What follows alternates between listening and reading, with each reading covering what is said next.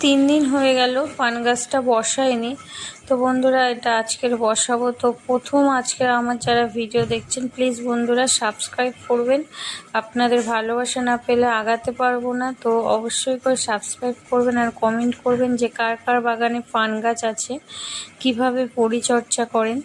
জলে রাখার জন্য দেখলেন সাদা সাদা শিকড় হয়ে গেছে। এখানে বালি, মাটি, কিচেন কম্পোস্ট মিশিয়ে অলরেডি রেখেছিলাম আর মাটিটা ভিজে গেছে। এই জন্য এখানে সব ফাঙ্গিসাইড দিলাম না জলে গুলে। আমি এখানে র্যাডো লিকুইড যে ফাঙ্গিসাইডটা আছে ওটা দিয়ে দিলাম। আপনারা সবও দিতে পারেন, গুঁড়ো মাটির সাথে মিশিয়ে নিতে পারেন বা হলুদ গুঁড়োও দিতে পারেন।